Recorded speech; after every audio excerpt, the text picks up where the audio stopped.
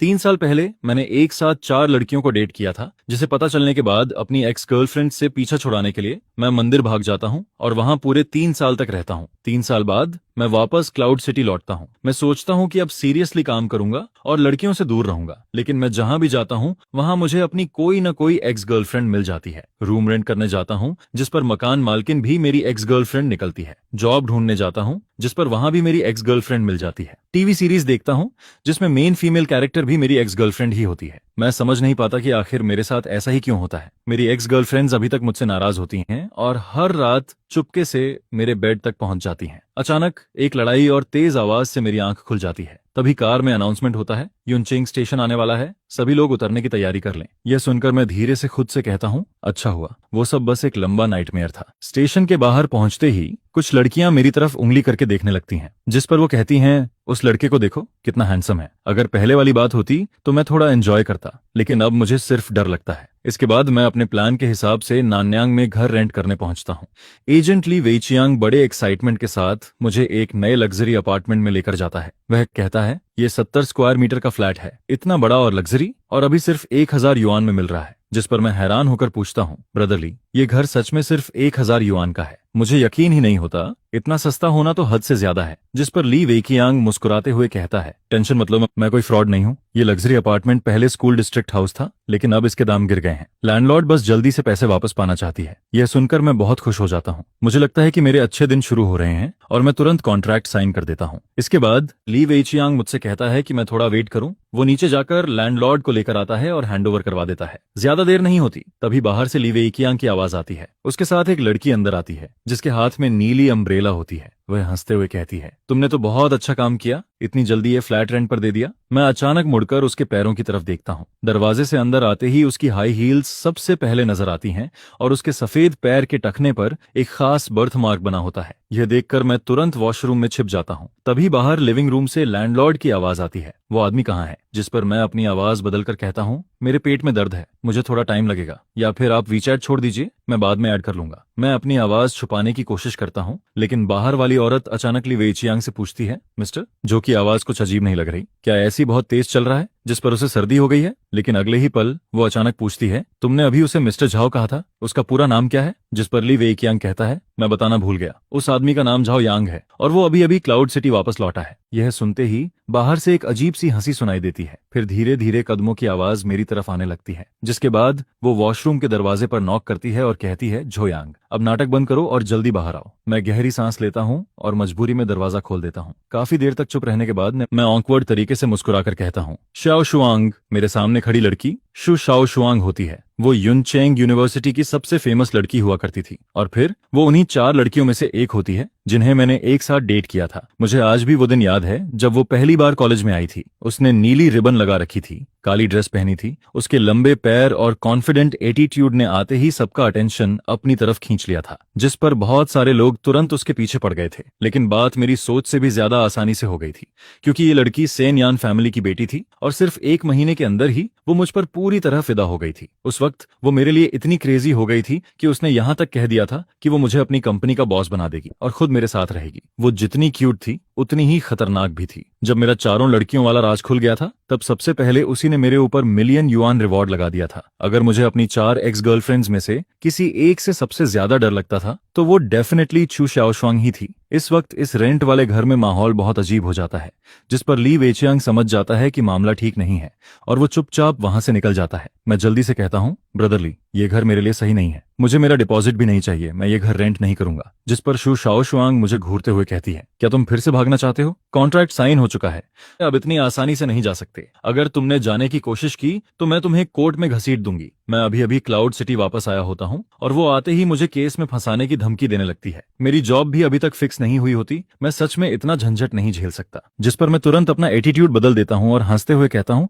अरे मैं तो मजाक कर रहा था, इतना अच्छा घर मैं कैसे छोड़ सकता हूँ? शाओशुआंग, तुम सीरियसली ले गई क्या? जिस पर वो मुझे देखती है और कहती है, शाओशुआंग, अभी किसी ने मुझे मिस शू कहा था ना? यह सुनकर मैं ऑकवर्ड होकर मुस्कुराता हूँ। वो फिर पूछती है, हमारे बीच क्या रिश्ता है, बताओ? जिस पर मैं गहरी सांस लेकर धीरे से कहता हूँ, बेबी। ये 2 शब्द सुनते ही ऐसा लगता है जैसे उनमें कोई मैजिक हो। शू शाओशुआंग का चेहरा तुरंत लाल हो जाता है। वो घबराकर खिड़की की तरफ देखने लगती है और कहती है, कौन बेबी, क्या हम इतने क्लोज हैं? पास खड़ा ली वेइचियांग हमें ऐसे देखता है जैसे वो पत्थर बन गया हो। मुझे डर लगता है कि कहीं अगले ही पल शु शाओशुआंग फिर से नाराज होकर चली न जाए, जिस पर मैं तुरंत बात बदल देता हूँ, रेंट की बात करता हूँ और उसे वीचैट पर 5,000 युआन ट्रांसफर कर देता हूँ। लेकिन वो जाने का कोई इरादा नहीं दिखाती, बल्कि वो धीरे धीरे मेरे और करीब आने लगती है। उसकी खुशबू सीधा मेरी सांसों तक पहुंचती है। फिर वो मुझे देखकर कहती है, क्या तुम चाहते हो कि मैं ऐसे ही चली जाऊं? यह सुनकर अपनी जान बचाने के लिए मैं फैसला करता हूं कि अब सच बोल देना ही सही रहेगा, जिस पर मैं कहता हूं, शाओशुआंग, मैं पिछले 3 साल से 4 टेम्पल्स में था। मैंने वहां बहुत कुछ सीखा है। मैं सच में तुम्हारा बहुत शुक्रगुजार हूं। मुझे पता है कि मैंने तुम्हारे साथ बहुत गलत किया था, लेकिन मैं कसम खाता हूं अब आगे से मैं कभी किसी के साथ ऐसा नहीं करूंगा। मैं बस इतना कहना चाहता हूं कि मैं अब अपनी बीमारी से ठीक हो चुका हूं, इसलिए प्लीज मुझे परेशान मत करो। यह सुनकर शु शाओशुआंग कुछ देर के लिए चुप रह जाती है।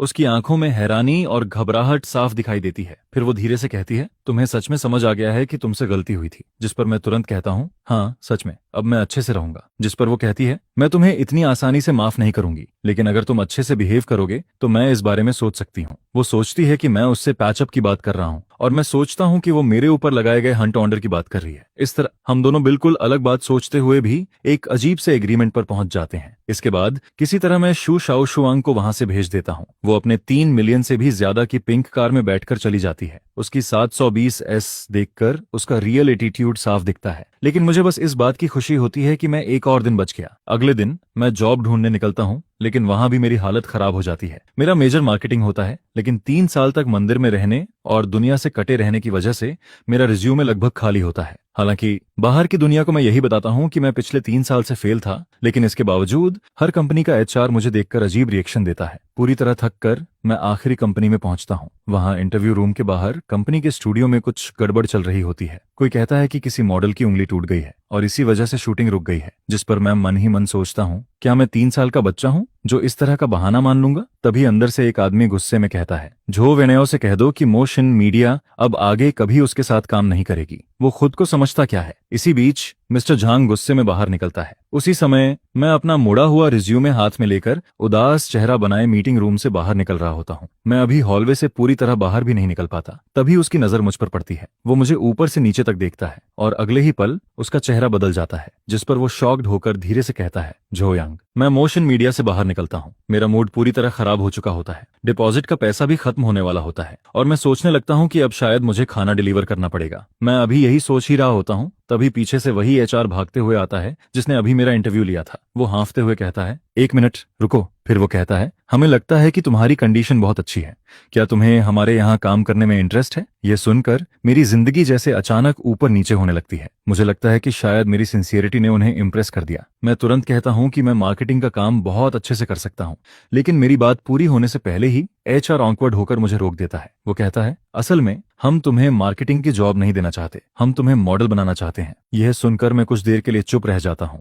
कॉलेज के टाइम पर भी किसी ने मुझे मॉडल बनने के लिए कहा था, लेकिन तब मैं अपनी 4 गर्लफ्रेंड्स के बीच इतना उलझा हुआ था कि मेरे पास बिल्कुल टाइम नहीं था। लेकिन अब सिचुएशन अलग होती है। यहाँ बेसिक सैलरी 8,000 होती है, ऊपर से कमीशन और डिविडेंड भी मिलता है, जबकि मार्केटिंग में सिर्फ 6,000 की सैलरी मिलती है, जिस पर मैं बिना कुछ सोचे तुरंत कॉन्ट्रैक्ट साइन कर देता हूँ। सर्वाइवल के लिए मैं मॉडल क्या, जरूरत पड़े तो ईंट भी उठा सकता हूँ। इसके बाद वो लोग मुझे एक प्रोफेशनल स्टूडियो में लेकर जाते हैं। मुझे लगता है कि शायद पहले कोई आसान ट्रेनिंग होगी, लेकिन वहां मौजूद लोग मुझे ऐसे देखने लगते हैं जैसे मैं कोई बहुत कीमती चीज हूँ। खासकर झोंग कुई नाम का फोटोग्राफर मुझे देखकर बार बार हैरान होता है। फिर वो लोग मुझे तेज लाइट्स के सामने खड़ा कर देते हैं और मेरी ऑकवर्ड मॉडलिंग करियर शुरू हो जाती है। लेकिन मुझे बिल्कुल नहीं पता होता कि इसके पीछे मिस्टर झांग का हाथ होता है। वही मिस्टर झांग जिसने कुछ देर पहले मेरे रिज्यूमे का मजाक उड़ाने वाले एचआर को डांटा था। इस वक्त वो दरवाजे की हल्की सी दरार से मुझे देख रहा होता है। उसकी आंखों में बहुत कॉम्प्लिकेटेड फीलिंग्स होती हैं। वो मुझे पोज करते हुए देखता है और धीरे से अपने होंठ काटता है। फिर वो मन ही मन कहता है, बेवकूफ, क्लाउड सिटी लौटकर भी मेरे पास नहीं आया।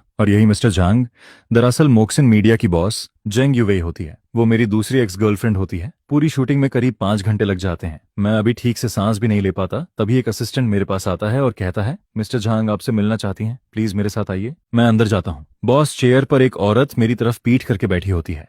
उसकी आवाज थोड़ी जानी पहचानी लगती है। वो पूछती है, काम कैसा लग रहा है? जिस पर मैं कहता हूँ, काफी अच्छा है, थैंक्स, आपने मुझे ये मौका दिया। तभी वो अचानक पूछती है, तुम क्लाउड सिटी वापस कब आए? यह सुनते ही मेरे चेहरे की मुस्कान गायब हो जाती है। मैं सोचने लगता हूँ कि उसे कैसे पता चला कि मैं वापस आ गया हूँ। अगले ही पल वो धीरे से मुड़ती है। उसका चेहरा देखते ही मैं पूरी तरह शॉक हो जाता हूँ। वो झांग युवेई होती है। उसे देखते ही मेरी पुरानी यादें वापस आने लगती हैं। कॉलेज के सेकंड ईयर की वो बारिश वाली रात, मूवी थिएटर और फिर उससे पहली मुलाकात। उस वक्त मैं बस एक गरीब स्टूडेंट था और वो मेरी उन 4 एक्स गर्लफ्रेंड्स में से एक होती है। लेकिन बाकी सबसे अलग वो वही इंसान होती है जिसके लिए मेरे दिल में सबसे ज्यादा गिल्ट होता है, क्योंकि सिर्फ वही ऐसी होती है जिसने मेरे साथ कभी बुरा नहीं किया। बाकी सब मुझे छोड़कर चली गई थी, लेकिन उसने कभी मुझे नीचे गिराने की कोशिश नहीं की। फिर वो मुझे देखकर धीरे से कहती है, जल्दी वापस आ जाते, 3 साल हो गए, मैंने तुम्हें देखा तक नहीं। 3 साल पहले की वो सिंपल और कमजोर लड़की अब एक स्ट्रांग फीमेल बॉस बन चुकी होती है। जिस पर मैं धीरे से कहता हूँ, तुम्हें अभी भी मेरी याद है।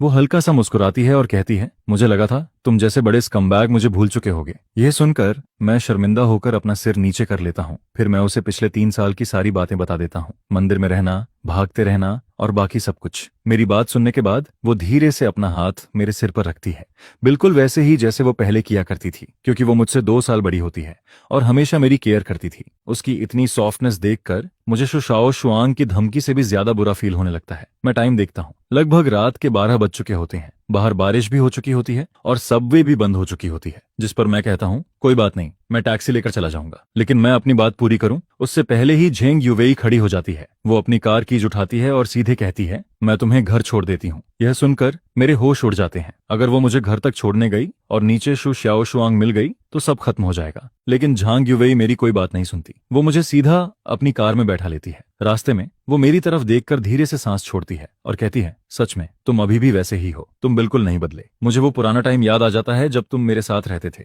जब हम जिनू होम के नीचे पहुंचते हैं तब भी झांग युवेई के जाने का कोई इरादा नहीं होता। वो कहती है कि बॉस होने के नाते उसे अपने सबऑर्डिनेट की केयर करनी चाहिए और वो कल मुझे ऑफिस जाने के लिए लिफ्ट दे देगी। जिस पर मैं कुछ नहीं कह पाता। आखिर मैं उसका सबऑर्डिनेट होता हूँ, इसलिए मना भी नहीं कर सकता। लेकिन जैसे ही लिफ्ट का दरवाजा खुलता है, 5वीं मंजिल के बाहर शु श्याओ शुआंग हाथ में अपना बनाया हुआ लंच बॉक्स लिए बैठी होती है। वो नीचे झुककर बैठी होती है, लेकिन जैसे ही वो मुझे और झेंग युवेई को साथ में बाहर आते देखती है, उसका चेहरा तुरंत बदल जाता है। फिर वो भागकर मेरे पास आती है और मेरा कॉलर पकड़ लेती है। वो गुस्से में कहती है, तुमने कल ही कहा था कि अब कुछ गलत नहीं करोगे और आज ही किसी और लड़की को घर ले आए। यह सुनकर मेरे माथे पर ठंडा पसीना आ जाता है। एक तरफ लैंडलॉर्ड वाली एक्स गर्लफ्रेंड खड़ी होती है और दूसरी तरफ बॉस वाली एक्स गर्लफ्रेंड। जिस पर मैं जल्दी से कहता हूँ, मेरी बात सुनो, ये लैंडलॉर्ड है जिससे मैं कल मिला था और ये बॉस है जिससे मैं आज मिला हूँ। मैं 3 उंगलियां उठाकर कसम खाता हूँ। हालांकि बात बहुत अजीब लगती है, लेकिन ये सब सच में सिर्फ कोइंसिडेंस होता है। मैंने सच में कुछ गलत नहीं किया। हम अभी ऑफिस में ओवरटाइम कर रहे थे और ये बस मुझे घर छोड़ने आई है। जिस पर झांग युवेई भी मेरी बात मान लेती है। वो कहती है कि हाँ, हम ओवरटाइम कर रहे थे। लेकिन फिर वो शु शाओ शुआंग की तरफ देखकर कहती है, लेकिन तुम लैंडलॉर्ड होकर आधी रात को यहाँ क्या कर रही हो? रेंट लेने आई हो क्या? जिस पर शु शाओ शुआंग तुरंत कहती है, ये मेरा घर है, मैं जब चाहूं यहाँ आ सकती हूँ। फिर वो दोनों एक दूसरे को घूरती हैं, जिसके बाद शु शाओ शुआंग कहती है, अगर मिसअंडरस्टैंडिंग है तो अंदर चलकर बात करते हैं, मैं आज रात झाओ यांग के साथ यहीं रहूंगी। जिस पर झांग युवेई भी तुरंत कहती है, अगर तुम आ सकती हो तो मैं भी आ सकती हूँ, मुझे भी इससे बहुत सारी बातें करनी है। और फिर दोनों आपस में एग्री कर लेती हैं। लेकिन किसी ने भी मुझसे नहीं पूछा होता कि मैं क्या चाहता हूँ। 3 दिन पहले मंदिर में एक मंक ने मुझे वार्निंग दी थी कि मुझे लड़कियों से दूर रहना चाहिए, लेकिन अब मैं इस सोफा पर बैठा होता हूँ। मेरे बाएं तरफ लैंडलॉर्ड एक्स गर्लफ्रेंड शु शाओ शुआंग बैठी होती है और दाएं तरफ बॉस एक्स गर्लफ्रेंड झांग युवेई बैठी होती है। मैं मन ही मन कहता हूँ, हे भगवान, अब मुझे कौन बचाएगा? इस अजीब और भारी माहौल को खत्म करने के लिए मैं कहता हूँ कि चलो लेट नाइट स्नैक खाते हैं। जिस पर श्याओ शुआंग मुझे वो लंच बॉक्स देती है। वो बहाना बनाती है कि वो इसे बस रास्ते में लेकर आई थी, लेकिन जैसे ही मैं लंच बॉक्स खोलता हूँ उसके अंदर वही शेड्रेड पोक होता है जो कॉलेज में मेरा फेवरेट हुआ करता था, और वो अभी भी गर्म होता है। ये देखकर मुझे समझ आ जाता है कि वो काफी देर से मेरा इंतजार कर रही थी। लेकिन दूसरी तरफ यूवे भी पीछे नहीं रहती। वो सीधे टेकअवे ऐप खोलती है और याकेचुआन के साथ बियर ऑर्डर कर देती है। थोड़ी देर बाद 3 बड़े बॉक्सेस बियर के आ जाते हैं। डिलीवरी वाला अंदर बैठी 2 खूबसूरत लड़कियों को देखकर मुझे बहुत रिस्पेक्ट से देखता है, जिस पर मैं सिर्फ ऑकवर्ड होकर मुस्कुराता हूँ। कुछ देर बाद हम तीनों साथ में खाना खाने लगते हैं। मैं श्याओ शुआंग के हाथ का बना हुआ खाना खाता हूँ। वही पुराना टेस्ट मुझे फिर से याद आ जाता है, जिस पर मेरे दिल में गिल्ट और भी ज्यादा बढ़ जाता है, क्योंकि वो दोनों मेरे साथ इतना अच्छा बिहेव करती हैं और मैं ही सबसे बड़ा बेवकूफ होता हूँ। इसके बाद मैं लगातार बियर पीने लगता हूँ। मैं खुद को रोक नहीं पाता। एक के बाद एक बोतल खत्म कर देता हूँ। फिर एक बियर कैन उठाकर उसे भी एक ही बार में पी जाता हूँ। थोड़ी ही देर में मुझे शराब चढ़ जाती है। मैं नशे में खुद को थप्पड़ मारता हूँ और लड़खड़ाती हुई आवाज में बोलने लगता हूँ, मैं अच्छा इंसान नहीं हूँ, लेकिन आगे से अगर तुम दोनों को कभी कोई परेशानी हुई तो मैं जरूर तुम्हारी हेल्प करूंगा। इसके बाद मुझे कुछ भी ठीक से याद नहीं रहता। मुझे बस इतना याद रहता है कि शिव शाओशुआंग और झांग युवेई दोनों मिलकर मुझे उठाकर बेड तक लेकर जाती हैं, जिस पर युवेई धीरे से मुझे कंबल ओढ़ा देती है और मेरे सिर पर हाथ फेरती है। उसी समय मुझे शु शाओशुआंग की आवाज सुनाई देती है। वो अचानक पूछती है, सच बताओ, क्या तुम अभी भी उसे पसंद करती हो? जिस पर झांग युवेई मेरी तरफ देखती है। मैं उस वक्त सो रहा होता हूँ। उसकी आंखों में सॉफ्टनेस साफ दिखाई देती है। फिर वो धीरे से कहती है, उसने मुझे मेरा पहला DSLR दिया था, उसी ने मेरे फोटोग्राफी ड्रीम को सपोर्ट किया था, इसलिए मैं उससे नफरत नहीं कर सकती। जिस पर शु शाओशुआंग बिना सोचे तुरंत कहती है, मैं भी अभी तक जोयांग को पसंद करती हूँ। फिर वो धीरे से कहती है, मैं उसे मारना भी चाहती हूँ, लेकिन उससे कोई फर्क नहीं पड़ता। इस बार मैं उसे दोबारा भागने नहीं दूंगी। यह सुनकर झांग युवेई हल्का सा मुस्कुराती है। फिर वो मेरे कान को खींचती है और शु शाओशुआंग से कहती है, तुम्हारा एटीट्यूड अभी भी बिल्कुल पहले जैसा है। लेकिन फिर वो धीरे से कहती है, तुम्हें मुझसे नहीं, बाकी लड़कियों से सावधान रहना चाहिए। और इसी तरह दोनों एक दूसरे का वीचैट ऐड कर लेती हैं, ताकि बाकी एक्स गर्लफ्रेंड्स के खिलाफ वो एक टेम्परेरी अलायंस बना सकें। अगले दिन दोपहर में मेरी आंख खुलती है। मेरा सिर बहुत ज्यादा दर्द कर रहा होता है, लेकिन जैसे ही मैं आंख खोलता हूँ, मैं देखता हूँ कि शु शाओशुआंग मेरे ऊपर सो रही होती है। उसी वक्त बेडरूम का दरवाजा खुलता है और झांग युवेई बाहर आती है। उसे देखकर मेरा दिमाग पूरी तरह खाली हो जाता है। मुझे लगता है कि कल रात नशे में मैंने जरूर कोई बहुत बड़ी गलती कर दी होगी। जिस पर मैं घबराकर पूछता हूँ, कल रात मैंने कुछ किया था क्या? लेकिन वो दोनों मुझे देखकर हंसने लगती हैं। फिर झांग युवेई कहती है, तुम तो कल रात मरे हुए इंसान की तरह सो रहे थे, कुछ भी नहीं हुआ। यह सुनकर मैं राहत की सांस लेता हूँ। आज झांग युवेई अच्छे मूड में होती है, इसलिए वो मुझे एक दिन की छुट्टी दे देती है। कंपनी जाने से पहले वो पूरे घर को अच्छे से साफ भी कर देती है। फिर जाते जाते मुझे वार्निंग देती है कि उसके ना रहने पर मैं कोई गड़बड़ ना करूं। इसके बाद शिव शाओशुआंग भी उठ जाती है और जैसे ही उसे कल रात की अपनी बात याद आती है, उसका चेहरा तुरंत लाल हो जाता है, क्योंकि उसने खुद कहा था कि वो अभी भी जोयांग को पसंद करती है। यह सोचकर वो शर्म से कहीं छिप जाना चाहती है। जिस पर मैं धीरे से कहता हूँ, शाओशुआंग तुम उठ गई। फिर मैं उससे पूछता हूँ, तुमने और झांग युवेई ने कल रात क्या बात की थी? जिस पर वो मुझे घूरकर कहती है, बहुत सारी बातें, जैसे कि तुम्हें सोते हुए ही मार देना चाहिए या नहीं। यह सुनकर मेरी रीढ़ की हड्डी तक ठंडी पड़ जाती है। मैं मन ही मन कसम खाता हूँ कि अब आगे से मैं कभी शराब नहीं पीऊंगा। इसके बाद सुबह की धूप कमरे में आ रही होती है। मैं चुपचाप शु शाओशुआंग के पीछे खड़ा होकर उसके बाल ठीक करने लगता हूँ, और उस पल मुझे ऐसा फील होता है जैसे मैं फिर से 3 साल पहले वाले दिनों में वापस पहुंच गया हूँ। आज दोपहर एक अच्छी मूवी लगी हुई है, जोयांग, चलो साथ में देखने चलते हैं। शु शाओशुआंग मुझे दोपहर में मूवी देखने के लिए बुलाती है, लेकिन मैं मना कर देता हूँ। मैं कहता हूँ, आज नहीं, आज मुझे कंपनी जाना है। जॉब का पहला दिन है, मुझे अपने कॉलेग्स पर अच्छा इंप्रेशन छोड़ना है। जिस पर वो थोड़ा नाराज होकर मुझे देखती है। फिर जैसे ही मैं जाने लगता हूँ, वो अचानक अपना एक और टैलेंट दिखा देती है। वो सामने वाले फ्लैट का दरवाजा खोलती है और अंदर चली जाती है। फिर वो पीछे मुड़कर कहती है, मैं तुम्हें बताना भूल गई थी, ये पूरी बिल्डिंग मेरी है। अगर तुम्हें मेरी जरूरत पड़े तो कभी भी सामने वाले घर का दरवाजा नॉक कर देना। यह सुनकर मैं वहीं खड़ा रह जाता हूँ। मुझे सच में समझ नहीं आता कि ये लड़की आखिर कितनी अमीर है। इसके बाद वो हल्के लाल चेहरे के साथ मुझे चुटकी काटती है और वार्निंग देती है कि कंपनी में कोई गड़बड़ मत करना। जिसके बाद वो वापस चली जाती है। मैं पूरे जोश के साथ कंपनी पहुंचता हूँ, लेकिन जैसे ही नीचे पहुंचता हूँ, वहां का सीन देखकर पूरी तरह चौंक जाता हूँ। कंपनी के गेट के सामने लड़कियों की एक बड़ी भीड़ खड़ी होती है। उनके हाथ में बैनर्स होते हैं और वो मोशन मीडिया के खिलाफ चिल्ला रही होती हैं। वो कह रही होती हैं कि मोशन मीडिया ने उनके आइडल जो वेन्याओ को धोखा दिया है, उसकी जगह किसी और को कवर शूट दे दिया गया है। यह देखकर मैं घबरा जाता हूँ। फिर भी मैं हिम्मत करके उनके पास जाता हूँ और धीरे से पूछता हूँ कि आखिर हुआ क्या है। जिस पर एक लड़की गुस्से में कहती है, किसी हरामी ने बैकडोर से एंट्री लेकर हमारे भाई की जगह कवर शूट छीन लिया। यह सुनकर मैं कांपती हुई आवाज में पूछता हूँ, क्या तुम्हें उस इंसान का नाम पता है? जिस पर वो और भी गुस्से में कहती है, उस कमीने का नाम जोयांग है। यह सुनते ही मैं वहीं जम जाता हूँ। मेरे सामने खड़ी वही लड़कियां जो मुझे मार डालने की बात कर रही होती हैं, असल में मेरे ही खिलाफ खड़ी होती हैं। मेरे चेहरे की मुस्कान धीरे धीरे गायब हो जाती है। काफी देर बाद मुझे समझ आता है कि जिस आदमी को ये सब लोग गाली दे रही हैं, वो मैं ही हूँ। जिस पर अपनी जान बचाने के लिए मैं ऐसे बिहेव करने लगता हूँ जैसे मैं कोई राह चलता आदमी हूँ।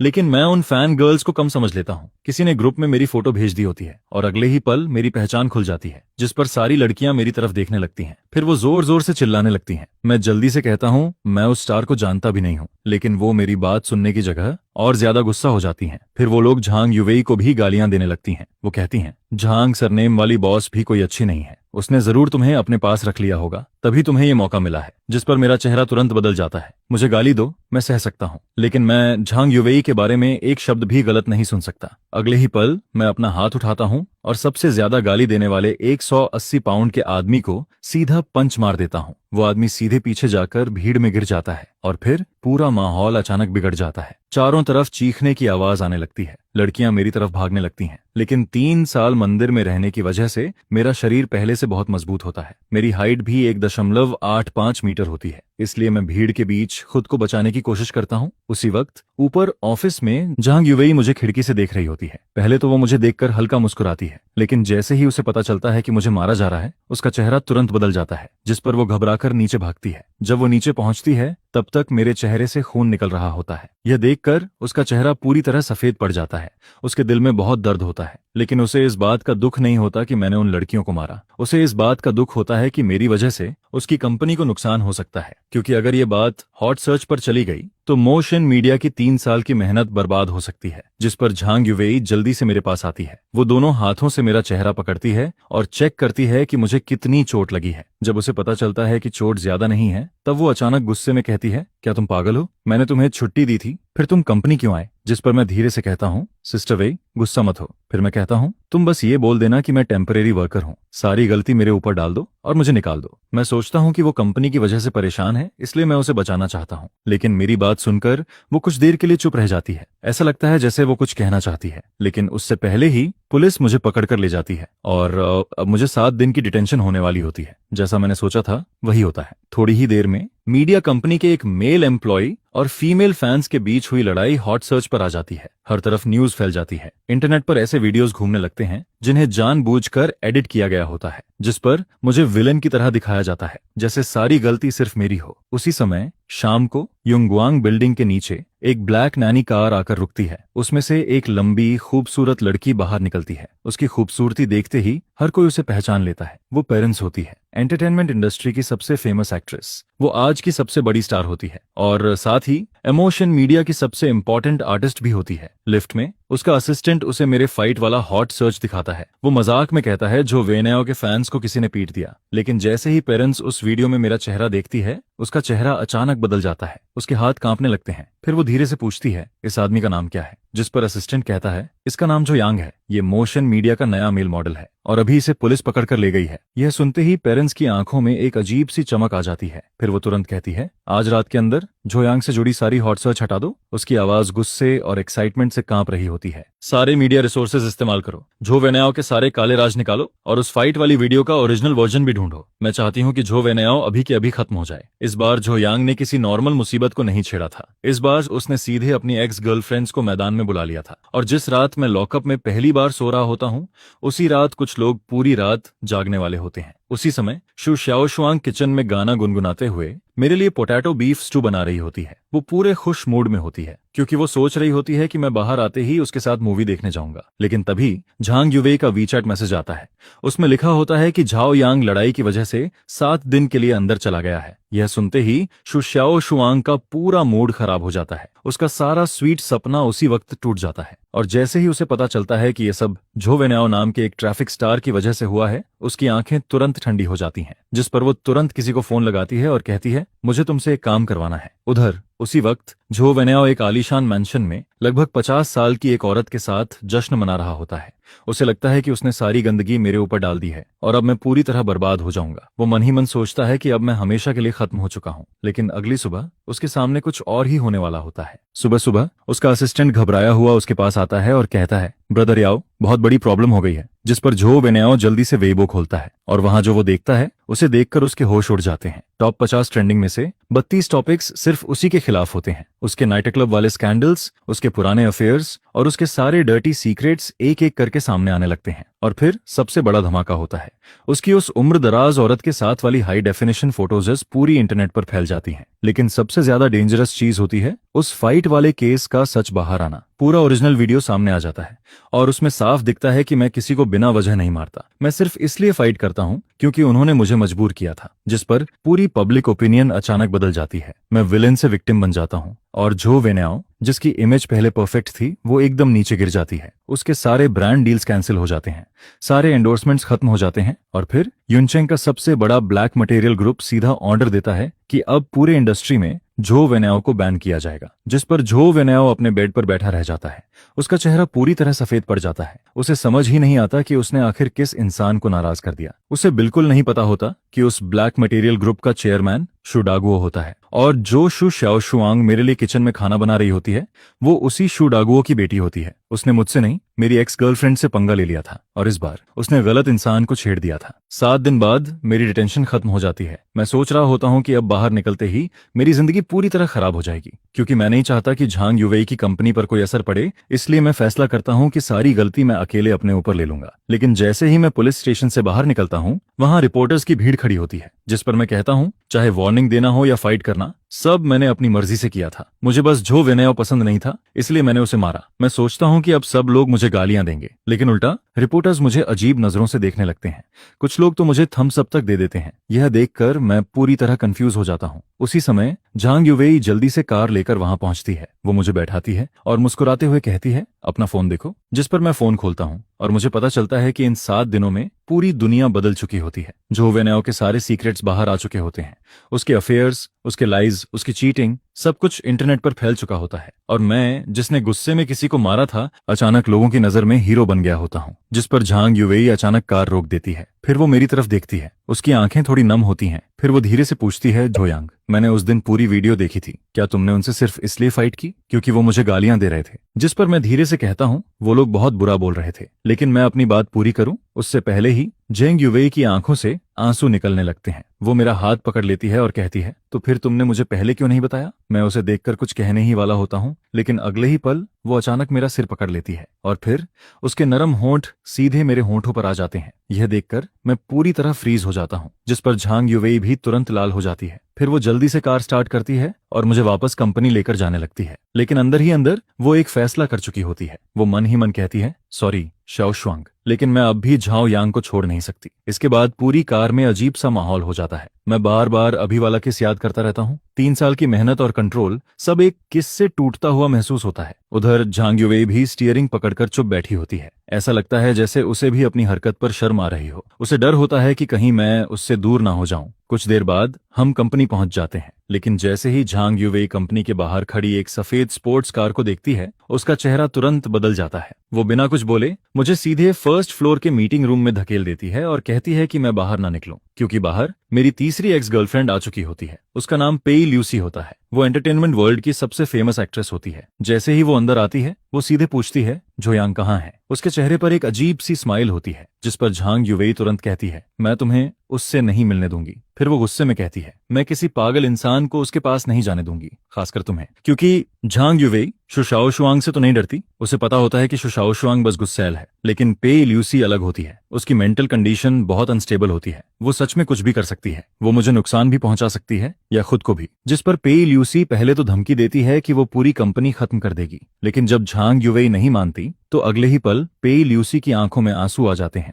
वो ऐसे रोने लगती है जैसे अभी टूट जाएगी। लेकिन जब झांग यूवेई फिर भी नहीं मानती, तब उसका चेहरा अचानक बदल जाता है। उसकी असली पागल स्माइल वापस आ जाती है। फिर वो बाहर खड़ी न्यूज वंस की तरफ इशारा करती है और कहती है, बाहर इतने सारे रिपोर्टर्स खड़े हैं, अगर उन्हें पता चल गया कि झो यांग मेरा एक्स बॉयफ्रेंड है तो क्या होगा? उसकी आवाज में अजीब एक्साइटमेंट होती है, क्योंकि पेई ल्यूसी ऐसी इंसान होती है जिसे फर्क नहीं पड़ता कि वो खुश रहेगी या नहीं। उसे सिर्फ इस बात की परवाह होती है कि वो झो यांग के साथ रह सके, चाहे उसके लिए दोनों को साथ में बर्बाद ही क्यों ना होना पड़े। इस पागल इंसान के सामने, जो न सिर्फ खुद को खत्म कर सकता है बल्कि मुझे भी अपने साथ खींच सकता है, झांग यूवेई आखिरकार मेरी जान बचाने के लिए मजबूरी में अपना सिर झुका देती है। जिस पर वो कहती है, ठीक है, मैं तुम्हें उससे मिलने दूंगी। कॉन्फ्रेंस रूम के बाहर झांग यूवेई पेई ल्यूसी को दरवाजे के अंदर जाने से पहले रोक देती है और इस टॉप एक्ट्रेस की बेहद अनस्टेबल मेंटल कंडीशन को देखकर यूवेई जिद करती है कि वो सिक्योरिटी चेक स्टिक से उसकी तलाशी लेगी। जिस पर जैसे ही अलार्म बजता है, पेई ल्यूसी को मजबूरी में अपनी कमर के पीछे छुपाया हुआ पतला सा नाइफ निकालना पड़ता है, जिसे वो जमीन पर फेंक देती है और फिर बड़े आराम से अंदर चली जाती है। दरवाजा खुलता है और मुझे लगता है कि यूवेई आई है, लेकिन अगले ही पल पी ल्यूसी किसी पिंजरे से निकली हुई भेड़िए की तरह सीधे मुझ पर टूट पड़ती है और मुझे जमीन पर गिरा देती है। जिस पर वो मुझे कसकर पकड़ते हुए कहती है, ब्रदर झायोआंग, लोग तुम्हें बहुत मिस करते हैं। पी ल्यूसी बिल्कुल किसी क्लिंजी किटन की तरह मेरे सीने में छुप जाती है, लेकिन अगले ही पल वो अचानक अपना चेहरा उठाती है और दोनों हाथों से मेरे कंधे पकड़ लेती है। उसकी आंखें पूरी तरह पागलपन से भरी होती हैं। जिस पर वो पूछती है, तुम मुझे 3 दिन पहले छोड़कर क्यों गए थे? क्या इसलिए क्योंकि मैं उतनी खूबसूरत नहीं हूं, या फिर इन 4 बदबूदार औरतों की वजह से? बोलो। जिस पर मैं मजबूरी में अपना हाथ बढ़ाकर उसके सिर पर थपकी देता हूँ और अगले ही पल वो पागल लड़की फिर से शांत हो जाती है, जो देखकर वो फिर से एक छोटी सी दुखी लड़की की तरह रोने लगती है। यही है पेल यूसी, मेरी तीसरी एक्स गर्लफ्रेंड, एक ऐसी औरत जिसके दिमाग में थोड़ा प्रॉब्लम है, जिस पर वेश-शीली को देखकर मैं अपने फर्स्ट ईयर की उस पहली मुलाकात को याद करने लगता हूँ। उस समय फिल्म स्कूल में उसे बाकी लोग बहुत परेशान करते थे और वो जोर से मेरे पास आकर मेरा कांटेक्ट मांगती है, जिस पर मैं दूर खड़े उन लोगों को देखकर हंस देता हूँ जो उसका मजाक उड़ा रहे होते हैं, और फिर मैं सीधे उससे कहता हूँ, अगर तुम नहीं चाहती कि लोग तुम्हें परेशान करें तो तुम्हें खुद मजबूत बनना पड़ेगा। लेकिन उस समय मुझे नहीं पता था कि वो सिंगल पेरेंट फैमिली में बड़ी हुई है और उसकी माँ ने उसे करेक्शन स्कूल भेज दिया था, जहां कई सालों तक उसका ब्रेन वॉश और सप्रेशन होता रहा था। मेरी वो बात उसके अंदर छुपे हुए मॉन्स्टर को बाहर निकालने वाली चाबी बन जाती है, जिस पर उसी दिन उसने अपने 5 रूममेट्स को घायल कर दिया था और बाद में मुझे सिर्फ एक मैसेज भेजती है जिसमें लिखा होता है, मैंने उन्हें मारा और मैं वापस आ गई। गुड जॉब, है ना। इसके बाद उसकी दुनिया में सिर्फ 2 लोग बचते हैं, वो और मैं। शुरुआत में जब मैं उसके साथ था तब मुझे सिर्फ इतना लगता है कि पेल यूसी बहुत ज्यादा पॉजिटिव है, जिस पर फर्स्ट ईयर में ही मैं उससे ब्रेकअप करना चाहता था। लेकिन तभी मैं उसे पागलों की तरह बेकाबू होते देखता हूँ। वो एक डैगर पकड़कर मुझे होटल रूम में बंद कर देती है और वो पागल एक्सपीरियंस ऐसा था जिसकी वजह से मैं दोबारा कभी ब्रेकअप का नाम लेने की हिम्मत नहीं करता। इसके बाद मैं उसकी नेचर को समझ जाता हूँ। हालांकि उसकी मेंटल कंडीशन खराब है, लेकिन उसका दिल सॉफ्ट है, हार्ड नहीं। अगर उसे 2 प्यार भरी बातें बोल दो और उसके सिर पर हाथ फेर दो तो वो आसानी से मान जाती है। और उस समय जब मेरी 4 लड़कियों के साथ रिलेशन होने वाली बात सामने आ गई थी, तब मैं 50% इसलिए भागा था क्योंकि मुझे डर था कि कहीं वो मुझे मार ना दे। और इस समय वो मेरे सीने पर लगातार मुक्के मार रही होती है और रोते हुए कहती है, तुम घटिया आदमी, तुम भागे क्यों थे। जिस पर मैं कहता हूँ, क्या मैं इसलिए नहीं भागा था क्योंकि मुझे डर था कि तुम गुस्सा हो जाओगी। यह सुनकर मुझे फिर से यकीन हो जाता है कि चारों एक्स गर्लफ्रेंड्स में सबसे खतरनाक वही है, लेकिन सबसे आसान भी वही है। मैं बस उसे 2 प्यार भरी बातें कहता हूँ और उससे वादा करता हूँ कि मैं आगे भी क्लाउड सिटी में ही रहूंगा, जिस पर वो अगले ही पल किसी गुस्से वाली लड़की से शांत इंसान बन जाती है। लेकिन फिर भी वो तभी मानती है जब मैं उसे किस करने वाला होता हूँ। इसके बाद जब हम दोनों जमीन पर बैठे हुए फ्यूचर की बातें कर रहे होते हैं,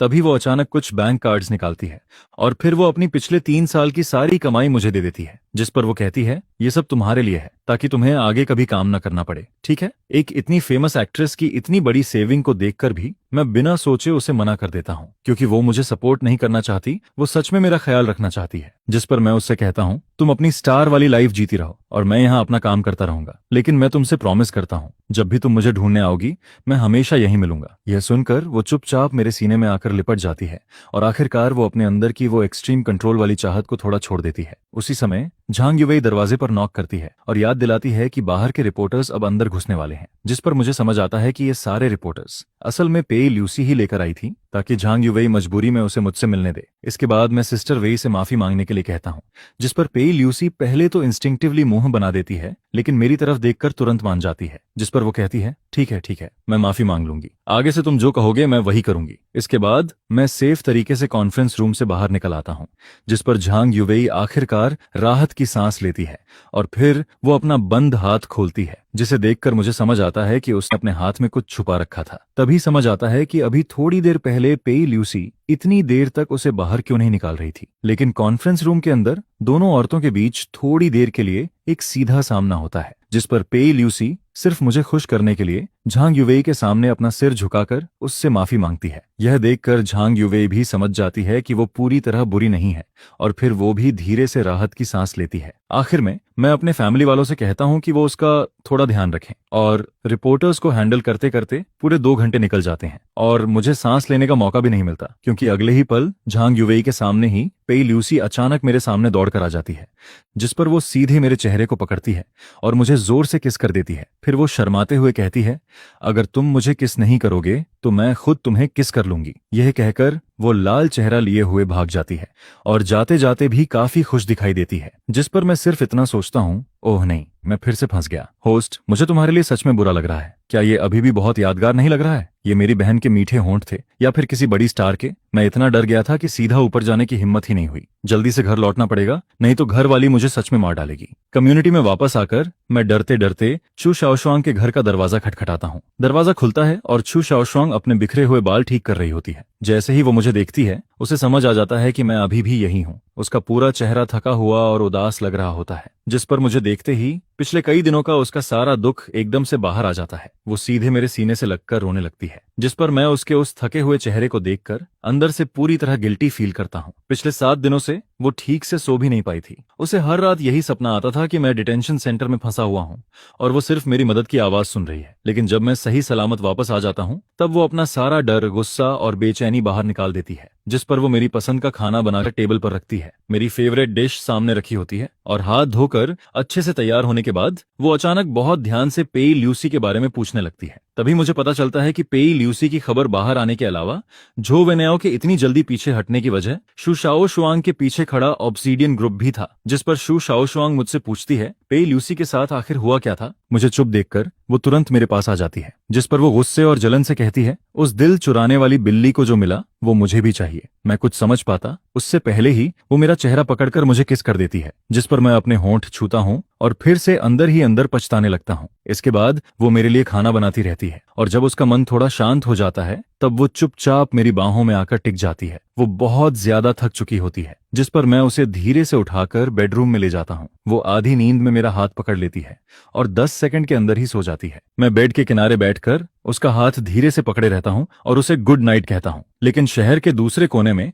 मुझे बिना पता चले मेरे खिलाफ एक शिकार शुरू हो चुका होता है। बेइज्जत हो चुका जो वेन्याओ एक पागल जुआरी की तरह अंडरग्राउंड गैंग यूलिंग सोसाइटी के सानिया के पास पहुंचता है। भले ही मैं अब थोड़ा फेमस हो चुका हूं और कई लोग मुझसे डरते हैं, लेकिन उसके सामने जो वेन्याओ सीधे 7 मिलियन रख देता है, जिस पर वो कहता है 5 मिलियन उसकी जान लेने के लिए और बाकी 2 मिलियन अगर तुम चाहो तो जैसे भी करना। और मुझे इस सब के बारे में कुछ भी पता नहीं होता।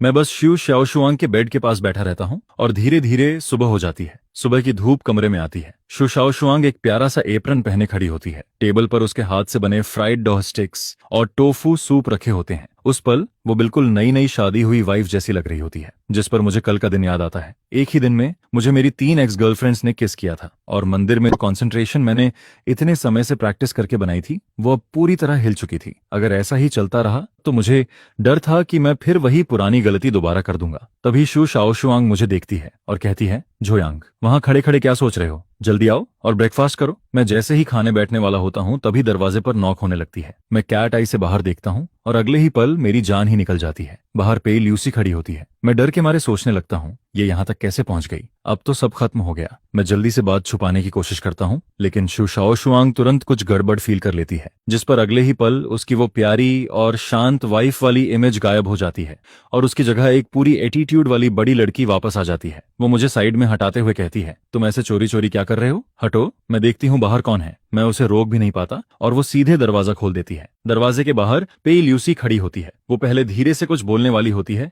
लेकिन फिर उसकी नजर शू शाओशुआंग पर पड़ती है, जिस पर दोनों एक दूसरे को घूरने लगती हैं। सबसे मुश्किल 2 एक्स गर्लफ्रेंड्स इस पल आमने सामने खड़ी होती हैं। शू शाओशुआंग हल्की सी मुस्कान के साथ कहती है, ओह तो तुम हो बड़ी स्टार, अब समझ आया अभी ये इतना नर्वस क्यों था। जिस पर पेई ल्यूसी भी सीधे मेरी तरफ हाथ हिलाती है, लेकिन अगले ही पल उसकी आंखें तेज हो जाती हैं और वो शू शाओशुआंग से पूछती है, तुम यहाँ क्या कर रही हो। शू शाओशुआंग बिना डरे जवाब देती है, ये पूरा बिल्डिंग हमारी फैमिली की प्रॉपर्टी है, मैं जहाँ चाहूँ रह सकती हूँ और जिसके साथ चाहूँ रह सकती हूँ। फिर वो मेरी तरफ देखकर कहती है, मैं तो भूल ही गई थी कि तुम सिर्फ एक फूलदान जैसी हो। जिस पर पेई ल्यूसी का चेहरा तुरंत बदल जाता है। वो कहती है, शू शाओशुआंग तुम्हें लगता है कि सिर्फ पैसे के दम पर तुम इसे अपने साथ रख सकती हो। पेई ल्यूसी की ये बात सीधा शू शाओशुआंग के सबसे दर्द वाले पॉइंट पर लगती है। मैं जल्दी से बात बदलने की कोशिश करता हूँ, जिस पर मैं मुस्कुराते हुए पेई ल्यूसी से कहता हूँ, चलो बाहर घूमने चलते हैं। लेकिन वो मुझे पूरी तरह इग्नोर कर देती है और कहती है, मेरे पास टाइम नहीं है, आज इसे मेरे साथ काम पर जाना है। जिस पर शू शाओशुआंग तुरंत जवाब देती है,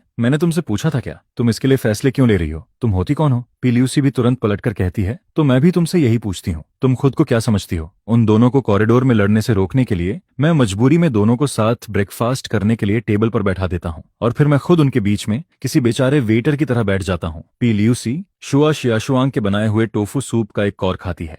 उसकी आंखों में साफ नापसंदगी दिखाई देती है, लेकिन फिर भी वो अकड़ कर कहती है, ठीक है किसी तरह खाया जा सकता है, लेकिन इसमें कोई रियल टेस्ट नहीं है। फिर वो शू शाओशुआंग से पूछती है, क्या तुम रोज खुद खाना बनाती हो। जिस पर शू शाओशुआंग शांत होकर जवाब देती है, मैं यूजुअली बहुत बिजी रहती हूँ, तुम्हारी तरह मेरे पास हर दिन इतना फ्री टाइम नहीं होता कि मैं सिर्फ बाहर घूमती रहूं। पेई ल्यूसी तुरंत कहती है, अगर टाइम हो तो खाना बनाना सीख लेना चाहिए, कुछ लोगों को बाहर का खाना पसंद नहीं होता। जिस पर शू शाओशुआंग सीधे मेरी तरफ देखती है और बात का तीर मेरी तरफ घुमा देती है। ऐसा है क्या? मुझे तो लगा था जो यांग को बाहर का खाना पसंद है। जिस पर लियूसी मेरी तरफ देखते हुए पूछती है, जो यांग, तुम्हें आखिर खाना कहाँ खाना पसंद है? और फिर वो दोनों मुझे घूरने लगती हैं। इस सवाल के सामने मेरे माथे पर ठंडा पसीना आ जाता है और मुझे लगता है कि मेरा सिर अभी फट जाएगा। जिस पर तभी, जब ऐसा लग रहा होता है कि दोनों किसी भी पल मुझ पर टूट पड़ेंगी, तभी मेरा फोन बज जाता है। वो झांग युवेई का कॉल होता है, जिस पर मैं मन ही मन चिल्लाता हूँ, सिस्टर वेई की जय हो। झांग युवेई का ये फोन मेरे लिए किसी लाइफ सेवर से कम नहीं होता, क्योंकि अभी कुछ सेकंड पहले तक शुशाओ शुआंग और लियूसी की नजरें मुझे जिंदा खा जाने वाली थीं। मैं तुरंत फोन उठाकर कहता हूँ, हेलो झांग, क्या कंपनी में इमरजेंसी है? ठीक है, मैं अभी आता हूँ। मैं कंपनी में इमरजेंसी होने का बहाना बनाता हूँ और पूरी एक्टिंग करने की कोशिश करता हूँ, लेकिन ये दोनों लड़कियां इतने समय से मेरे साथ हैं कि मेरी आंखें जरा सी भी इधर उधर होती हैं तो इन्हें तुरंत पता चल जाता है कि मैं झूठ बोल रहा हूँ। जिस पर लिविंग रूम, जो पहले से ही भारी माहौल में था, अब और भी ज्यादा ठंडा हो जाता है। मैं बोलना बंद कर देता हूँ और लियूसी भी चुपचाप अपना सिर झुका लेती है। उस ब्रेकफास्ट के दौरान मुझे सच में ऐसा लग रहा होता है जैसे मैं किसी मौत की सजा के बीच बैठा हूं। यहां तक कि प्लेट में रखे फ्राइड डॉ स्टिक्स भी मुझे किसी टॉर्चर जैसे लगने लगते हैं। पूरा माहौल इतना भारी हो जाता है जैसे हवा भी रुक गई हो। जिस पर मैं जल्दी जल्दी खाना खत्म करता हूं और वहां से निकलने की कोशिश करता हूं। मैं लियूसी की तरफ देखकर कहता हूं, बड़ी स्टार, रहने दो। अगर किसी ने तुम्हें मेरे साथ देख लिया तो तुम मुसीबत में पड़ जाओगी। मैं तुम्हें मन खुद छोड़ देता हूं।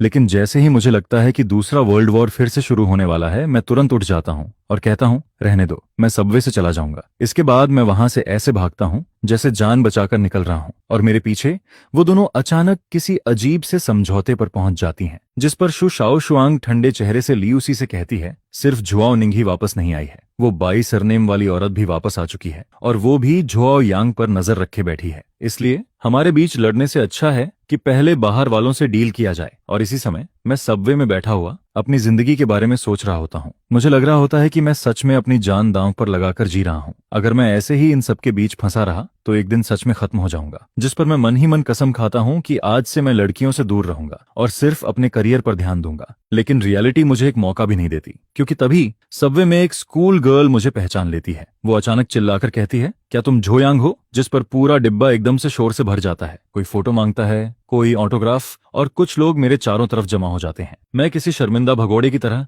किसी तरह उनसे बचते हुए सबवे से नीचे उतरता हूँ। लेकिन कंपनी के नीचे पहुंचने तक भी मेरा दिमाग अभी तक ठीक नहीं हुआ होता। मैं बस जल्दी से ऑफिस पहुंचना चाहता था। तभी पीछे से एक आदमी हुडी पहने हुए मेरी तरफ आता है और धीरे से पूछता है, तुम झाओ यांग हो, है ना? मैं बिना उसकी तरफ देखे कैजुअली जवाब देता हूँ, अभी थोड़ा अर्जेंट काम है, अगली बार साइन दे दूंगा। मुझे लगता है कि वो भी कोई फैन है, लेकिन अगले ही पल एक ठंडी चमक मेरी आंखों के सामने से गुजरती है, जिस पर वो आदमी अचानक नाइफ निकालकर मेरे गले की तरफ वार करता है।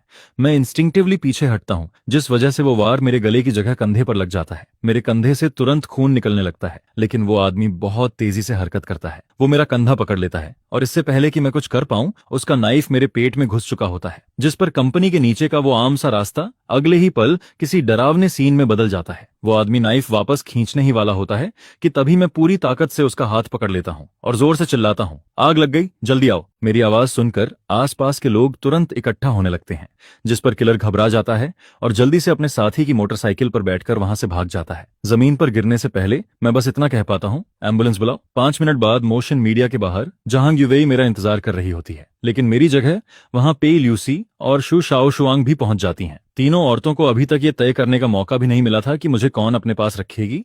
तभी कंपनी का एक एम्प्लॉय भागता हुआ आता है। उसका चेहरा पूरी तरह सफेद पड़ा होता है, जिस पर वो चिल्लाकर कहता है, झो यांग को सबवे स्टेशन पर नाइफ मार दिया गया है, बहुत खून निकल रहा है। यह सुनते ही शु शाओ शुआंग की आंखों के सामने अंधेरा छा जाता है और वो वहीं जमीन पर गिर जाती है, जबकि पेई ल्यूसी की आंखें पूरी तरह बदल जाती हैं। उनमें न आंसू होते हैं, न डर, सिर्फ पागलपन और गुस्सा होता है। वो बिना कुछ बोले ठंडे चेहरे से मुड़ती है और कहती है, तुम लोग हॉस्पिटल जाओ, मैं झुआओ निंग को ढूंढने जा रही हूँ। शु शाओ शुआंग उसे रोकने की कोशिश करती है, लेकिन पेई ल्यूसी बिना एक्सप्रेशन के कहती है, जिसने उसे चोट पहुंचाई है मैं उसे टुकड़ों में तोड़ दूंगी। जिस पर शु शाओ शुआंग उसे नहीं रोकती। वो सिर्फ अपना फोन निकालती है, क्योंकि उसे पता होता है कि झो यांग पर हुए इस अटैक के बाद क्लाउड सिटी पूरी तरह बदलने वाली है। एम्बुलेंस के अंदर झांग युवेई मेरा हाथ कसकर पकड़े रहती है। वो रोते हुए बार बार कहती है, अगर तुम्हें कुछ हो गया तो मैं भी नहीं जीऊंगी। जिस पर मैं मुश्किल से मुस्कुराता हूँ और उसे कहता हूँ पे ल्यूसी मुझे मरने नहीं देगी, चिंता मत करो। डॉक्टर की जांच के बाद पता चलता है कि नाइफ पर कोई पॉइजन नहीं था। यह सुनकर मैं राहत की सांस लेता हूँ। फिर मैं मुश्किल से अपना खून से भरा हाथ उठाता हूँ और कहता हूँ मैंने उसके हाथ की स्किन अपने नाखूनों में फंसा ली थी, उसमें उसका डीएनए होगा। जल्दी से एविडेंस कलेक्ट करो, चाहे मेरे अंदर सिर्फ एक सांस ही क्यों ना बची हो जिसने मुझे मारने की कोशिश की है,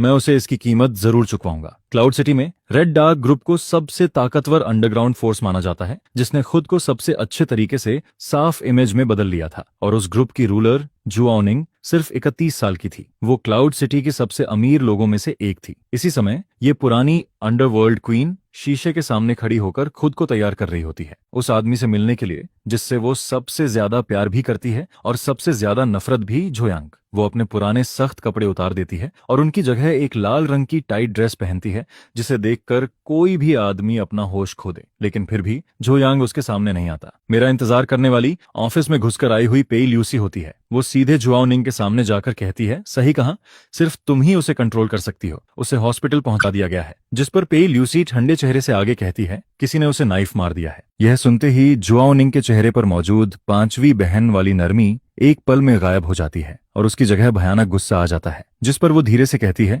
जिसने भी उसे हाथ लगाया है याओ नियांग उसे अपने हाथों से खत्म करेगी। पिल्यूसी मानती है कि उसकी पहुंच अंडरग्राउंड ब्लैक मार्केट तक नहीं है, इसलिए मजबूरी में वो अपनी पुरानी दुश्मन जुआओनिंग के पास आती है। जिस पर जुआओनिंग ठंडी आवाज में कहती है, लगता है कुछ लोग 12 घंटे के अंदर मेरा नाम भूल गए हैं। ठीक है, मैं उन्हें फिर से याद दिलाती हूँ। उसी समय हॉस्पिटल में मेरी सर्जरी अभी खत्म हुई होती है और जब पुलिस मुझसे सवाल करती है तब मैं हैरानी वाली शांति के साथ जवाब देता हूँ। मैं कहता हूँ, किलर का डीएनए मेरे नाखूनों में होना चाहिए, शायद वो तुम्हारे काम आए। ऐसा लग रहा होता है जैसे पुलिस पहले भी ऐसे केसेस देख चुकी है। जिस पर वो जल्दी से बात खत्म करती है और फिर वहां से चली जाती है। पुलिस के जाने के बाद मैं हॉस्पिटल बेड पर लेटकर चैन की सांस लेता हूँ। लेकिन मैं इतना शांत क्यों हूँ, इसकी वजह मूवीज नहीं है। असल वजह यह है कि 6 साल पहले मैंने सच में किसी को मार दिया था और उस काम में मेरी पार्टनर मेरी एक्स गर्लफ्रेंड जुआओनिंग थी। जैसे ही मुझे जुआओनिंग का नाम याद आता है, मेरे पूरे शरीर में ठंडक दौड़ जाती है और उसके साथ एक अजीब सा गुस्सा और डर भी वापस आने लगता है, क्योंकि 6 साल पहले जो हुआ था वो मेरी यादों में किसी जलते हुए निशान की तरह छपा हुआ है, जिस पर मैं मन ही मन कसम खाता हूँ, चाहे कुछ भी हो जाए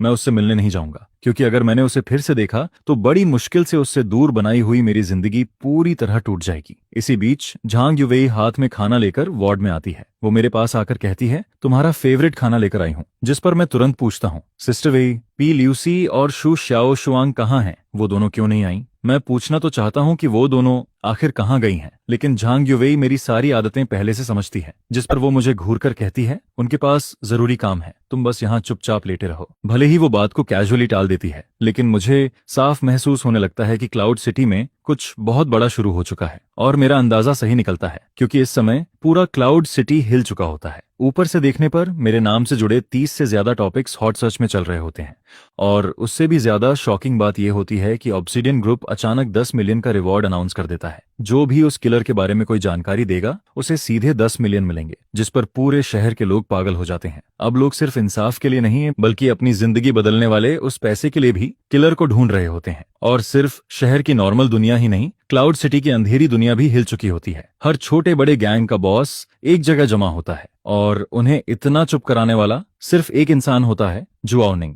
एक पुराने अंडरग्राउंड हाइडआउट में जुआओनिंग अब फिर से अपनी पुरानी पहचान में लौट चुकी होती है। वो अपना सूट पहन चुकी होती है और अब वो किसी अमीर बिजनेस वुमन की तरह नहीं बल्कि गोस्ट यिन गैंग की रदरलेस बॉस लग रही होती है। तभी श्यूकाई नाम का एक आदमी अपने साथियों के साथ अंदर आता है। वो न सिर्फ बेअदबी से बात करता है बल्कि झूनिंग का मजाक उड़ाने की भी कोशिश करता है। जिस पर वो हंसते हुए कहता है, झूनिंग, तुम्हारा इतना गुस्सा देखकर लगता है कि तुम अभी भी वही पुरानी औरत हो। यह सुनते ही झूनिंग की आंखें ठंडी हो जाती हैं। वो धीरे से कहती है, तुमने मुझे गाली देने की हिम्मत की, लगता है तुम जीना नहीं चाहते। शू कै अभी अपनी जगह से उठता ही है कि अगले ही पल पीछे से एक स्वॉर्ड उसके शरीर को पार कर जाती है, जिस पर श्यूकाई वहीं जम जाता है और जुआओनिंग उसे ऐसे देखती है जैसे वो कोई इंसान नहीं, सिर्फ कूड़े का ढेर हो। वो बिना कुछ कहे सिर्फ अपने एक्शन से सबको बता देती है कि क्लाउड सिटी में अभी भी असली रूल उसी का चलता है। फिर वो धीरे से हाथ हिलाती है और श्यूकाई की बॉडी जमीन पर गिर जाती है, जिस पर वो बाकी लोगों से कहती है, अगर कोई मुझे छूने की बात करेगा तो उसका यही हाल होगा। बाकी 4 गैंग बॉसेस ये देखकर इतने डर जाते हैं कि वो अपना सिर तक उठाने की हिम्मत नहीं करते। इसके बाद जुआओनिंग वापस शांत होकर अपनी चेयर पर बैठ जाती है। लेकिन उसके चेहरे का गुस्सा अभी भी खत्म नहीं हुआ होता। वो धीरे से कहती है, 4 घंटे के अंदर पता करो जिसने झो यांग पर अटैक किया वो किसके नीचे काम करता है। अगर तुम लोगों ने पता लगा लिया तो गोस्ट यिन गैंग तुम्हें अपना टेरिटरी दे देगा, लेकिन अगर नहीं पता लगा पाए तो फिर तुम्हारा एंड शुका जैसा होगा। यह सुनते ही पूरे क्लाउड सिटी की अंडरग्राउंड दुनिया पागलों की तरह किलर को ढूंढने में लग जाती है। और इसी समय मैं हॉस्पिटल में बेड पर बैठा हुआ झांग युवेई के छिले हुए एप्पल खा रहा होता हूँ। तभी झांग युवेई कहती है, शु शाओशुआंग ने ऑब्सीडियन ग्रुप से 10 मिलियन का रिवॉर्ड निकलवा दिया है। यह सुनकर मैं थोड़ा खुश हो जाता हूँ, क्योंकि मुझे लगता है कि कम से कम वो लोग मेरी फिक्र कर रहे हैं। लेकिन झांग युवेई तुरंत मेरी तरफ देखकर कहती है, तुम सच में बहुत बड़े स्कमबैग हो। तुम्हारी वजह से मीडिया, पूरे क्लाउड सिटी के लोग और यहाँ तक कि गैंगस्टर्स भी पागल हो चुके हैं। जिस पर मैं अचानक रुक जाता हूँ, क्योंकि उसके मुंह से निकला हुआ गैंगस्टर वाला वर्ड मुझे अजीब लगता है। मैं तुरंत उसकी तरफ देखता हूँ। झांग युवेई का चेहरा एक पल के लिए घबरा जाता है और फिर वो जल्दी से दूसरी तरफ देखने लगती है, जिस पर मेरे शरीर में ठंडी लहर दौड़ जाती है। मैं तुरंत बेड के पास की रेलिंग पकड़ लेता हूँ, क्योंकि मैं जुआओ निंग को बहुत अच्छे से जानता हूँ। अगर वो सच में इस मामले में उतर गई है तो वो किलर को पुलिस के हवाले नहीं करेगी, वो सच में उसे मार डालेगी। उसी समय रेड गूस लोन कंपनी के अंदर यूलिन सोसाइटी का तीसरा बॉस लूसन अपने 2 आदमियों पर गुस्सा कर रहा होता है। ये वही 2 लोग होते हैं जिन्होंने मुझ पर अटैक किया था। उनमें से एक ने मुझे नाइफ मारा था और दूसरा बाहर मोटरसाइकिल लेकर इंतजार कर रहा था। वो तो लालच में आकर मेरे ऊपर अटैक करने वाले उन दोनों लोगों का सिर भी ऑब्सीडियन ग्रुप को बेचकर 10 मिलियन का रिवॉर्ड लेना चाहता था। लेकिन तभी उसे बॉस वांग चेनक का फोन आता है, और जैसे ही उसे पता चलता है कि 6 साल से गायब जुआओ निंग भी खुद लोगों को ढूंढने निकल चुकी है, वो सीधे डर के मारे जमीन पर गिर जाता है। जिस पर लू वॉल तुरंत फैसला करता है, हमें अभी इसी वक्त यहाँ से निकलना होगा। ये जगह अब सेफ नहीं है। लेकिन मोटरसाइकिल चलाने वाला उसका छोटा साथी उसके साथ मरना नहीं चाहता था, जिस पर वो चुपके से ऑब्सीडियन ग्रुप को फोन कर देता है और कुछ ही देर में सारी जानकारी शो शाओशुआंग तक पहुंच जाती है। वो घृणा से हंसती है और पुलिस को फोन करने के बजाय सीधा उनकी लोकेशन जुआओ निंग को भेज देती है, क्योंकि वो चाहती है कि कानून से पहले वो कमीने लोग असली नरक का दर्द महसूस करें। उसी समय यूलिन सोसाइटी का बॉस वांग चिन अभी भी के टीवी में बैठा हुआ होता है। उसकी गोद में एक लड़की होती है और वो शराब पीते हुए गाना सुन रहा होता है। वो अभी भी अपने मजे में डूबा होता है और सोच रहा होता है कि घोस्ट यिन नान्या कोहियन गैंग का एरिया अब उसका हो जाएगा। लेकिन तभी के टीवी का दरवाजा खुलता है और जुआओ निंग अंदर आती है, जिस पर वांग चेनक का चेहरा एकदम सफेद पड़ जाता है। उसकी जान जैसे शरीर से निकल जाती है। वो कांपते हुए कहता है, सिस्टर जुआओ, आप यहाँ कैसे? जिस पर जू निंग ठंडी मुस्कान के साथ कहती है, काफी मजे कर रहे हो, लाओ वांग। वांग चेन जल्दी से कहता है, सिस्टर जुआओ, मैं अपनी जान की कसम खाता हूँ, ये काम मेरे आदमी ने नहीं किया। यह सुनकर जुआओ निंग हंस पड़ती है, लेकिन उसकी हंसी में गुस्सा साफ दिखाई देता है। फिर वो उसके सामने एक वॉइस रिकॉर्डर फेंक देती है। उस रिकॉर्डर के अंदर लू वॉल की आवाज होती है। वो भागने की बात कर रहा होता है, जिस पर वांग चेन वहीं जमीन पर बैठ जाता है। उसे यकीन ही नहीं होता कि अभी जो बात उसने बोली थी उसके आदमी ने उसी पल उसे झूठा साबित कर दिया। फिर जुआओ निंग सिर्फ इतना कहती है, इसे ले जाओ। उसी समय लू वॉल उन दोनों लोगों को लेकर शहर से बाहर भागने की कोशिश कर रहा होता है, लेकिन उनकी कार स्टार्ट होने से पहले ही 2 बड़े ट्रक्स आकर रास्ता रोक देते हैं, जिस पर 1 दर्जन से ज्यादा आदमी हाथ में सोर्ड्स और हथियार लिए हुए उन्हें चारों तरफ से घेर लेते हैं। उन लोगों को देखकर लू वॉल पूरी तरह टूट जाता है। उसे समझ आ जाता है कि अब बचने का कोई रास्ता नहीं है, जिस पर वो चुपचाप कार से बाहर निकल आता है। इसी बीच हॉस्पिटल के कमरे में शाओशुआंग चुपचाप मेरे पास बैठी होती है। वो अपना सिर नीचे करके मेरे बहुत करीब बैठी रहती है। सुबह हुई लड़ाई को याद करके वो अभी भी थोड़ा गुस्सा होती है, लेकिन मुझे देखकर वो फिर से उसी छोटे पप्पी जैसी बन जाती है। उसकी आंखें लाल होती हैं, और जब मैं सोचता हूँ कि उसने मेरे लिए पूरे शहर में 10 मिलियन का रिवॉर्ड लगवा दिया, तो मेरे दिल में एक अजीब सी मिठास महसूस होने लगती है, जिस पर मैं उसके सिर पर हाथ फेर देता हूँ। लेकिन ये सुकून ज्यादा देर नहीं रहता, क्योंकि जैसे ही मैं उसका हाथ पकड़ता हूँ, मैं तुरंत पूछता हूँ, सच बताओ, क्या जुआओ निंग भी इसमें शामिल है? जिस पर शू शाओशुआंग एक पल के लिए चुप हो जाती है, लेकिन आखिरकार वो धीरे से सच बता देती है। वो कहती है, पे ल्यूसी ने ही जुआओ निंग को ढूंढा था। यह सुनते ही मेरे पूरे शरीर में ठंडा पसीना निकल आता है। पी ल्यूसी पहले से ही मेंटली अनस्टेबल है, और जुआओ निंग ऐसी औरत है जो बिना पलक झपकाए किसी को भी मार सकती है। मैं जैसे ही इन दोनों को एक साथ इमेजिन करता हूँ, मेरा दिल जोर से धड़कने लगता है, क्योंकि मैं सच में डर जाता हूँ। एक छोड़ी हुई फैक्ट्री के अंदर गर्म हवा में मौत की बदबू फैली हुई होती है। लुचियांग और उसके दोनों आदमी जुआओ निंग और पेई ल्यूसी के सामने घुटनों पर बैठे होते हैं, जिस पर जुआओ निंग अभी तक कुछ नहीं करती। वो बस पीछे खड़ी होकर उन्हें घूरती रहती है। आखिरकार टूटकर लुचियांग सब सच बता देता है। वो झो वेनाओ का नाम लेता है। यह नाम सुनते ही पेई ल्यूसी की आंखों में पागलपन फिर से भर जाता है। उसे तुरंत अपनी पुरानी नरमी पर पछतावा होने लगता है।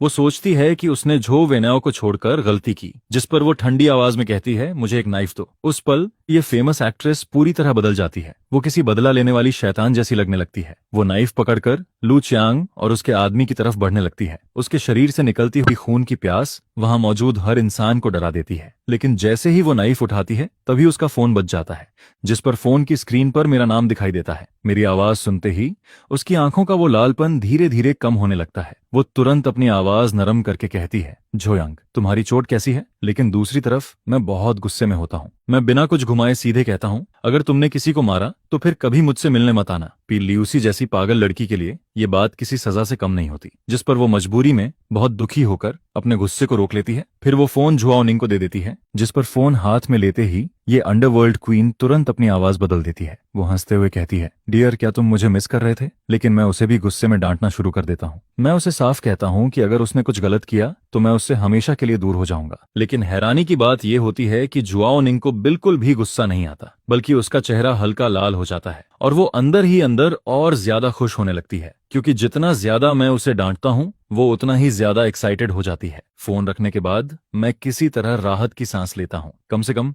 मैंने पेई ल्यूजी के हाथ खून से रंगने से रोक लिया था। लेकिन दूसरी तरफ जुआओ निंग की आंखें फिर से ठंडी हो जाती हैं। वो लू चियांग और उसके आदमी की तरफ देखती है और मन ही मन सोचती है, मैंने झोयांग से वादा किया था कि पेई ल्यूसी किसी को नहीं मारेगी, लेकिन इसका मतलब ये नहीं है कि मैं इन कचरों को छोड़ दूंगी। उधर झांग युवेई पूरे दिन मेरे साथ लगी रहती है और जब वो जाने लगती है तो मेरे कान के पास आकर धीरे से कहती है, मेरी बहन यहाँ नहीं है, इसका फायदा उठाकर किसी और लड़की के साथ कुछ मत करना। यह कहकर वो मुझे घूरती है और फिर चली जाती है। उसके जाने के बाद शू शाओशुआंग मेरे बेड के पास बैठी रहती है। वो इतनी ज्यादा थक जाती है कि आखिरकार बेड के किनारे सिर रखकर वहीं सो जाती है, जिस पर मैं धीरे से उससे कहता हूँ, तुम ठीक हो? पहले बैठ जाओ। क्या तुम अभी भी मुझसे नाराज हो? वो धीरे से सिर हिलाती है और कहती है, हाँ, मैं नाराज हूँ। लेकिन फिर वो मेरी तरफ देखकर कहती है, क्योंकि मैं जानती हूँ तुम मुझे बचाना चाहते थे, लेकिन सबसे पहले तुम्हें खुद को बचाना चाहिए था। फिर वो अपना सिर झुका लेती है और धीरे से कहती है, असल में ये सब मेरी गलती है। अगर मैं झो वेनायाओ को पूरी तरह खत्म कर देती तो शायद ये सब कभी नहीं होता।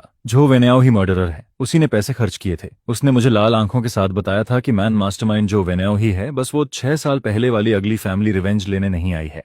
जिस पर मैं राहत की सांस लेता हूँ और कहता हूँ, खुद को ब्लेम मत करो, इस मैटर का तुमसे कोई लेना देना नहीं है। जिस पर वो पूछता है, तो क्या तुम अभी भी गुस्सा हो? अगर तुम्हें कुछ हो जाता तो 5th चाइल्ड कैसे जीता? लेकिन मैंने उसकी बीमारी को कम समझ लिया था। यह सुनते ही उसके दिमाग में इस बात का मतलब कुछ और ही बन जाता है। उसके मन में बस यही चलता है, तुम्हारे बिना मैं जिंदा नहीं रह पाता। जिस पर पेई ल्यूसी एक्साइटेड होकर उठता है और मुझे घूरने लगता है। फिर वो कहता है, मैं अब और वेट नहीं कर सकता। जिस पर मैं कहता हूँ, 1 मिनट रुको, शाओजुआंग अभी भी यहाँ है। लेकिन वो कहता है, उसकी परवाह मत करो, यांग को सिखाने दो, तुम बस मेरे साथ चलो। जिस पर उसके दुख भरे एक्सप्रेशन के साथ पिल्यूसी आखिरकार होश में आता है और शू शाओशुआंग भी डर जाता है। जिस पर वो पूछता है, क्या हुआ? और फिर ऐसे ही मुझे दूसरी बार ऑपरेटिंग रूम में धक्का देकर ले जाया जाता है। उसी समय युनचेंग में पब्लिक ओपिनियन पूरी तरह एक्सप्लोड हो जाती है, जिस पर पेई ल्यूसी और जुआओ निंग की मदद से झो वेनायाओ के हंगरी पर असासिनेशन की खबर सारे हेडलाइंस में छा जाती है। और फिर झो निंग मा जाई एर्गो को टीम पर अटैक करने के लिए भेज देती है, जिस पर झो वेनायाओ पूरी तरह खत्म हो जाता है। और मैं इस भारी प्यार की वजह से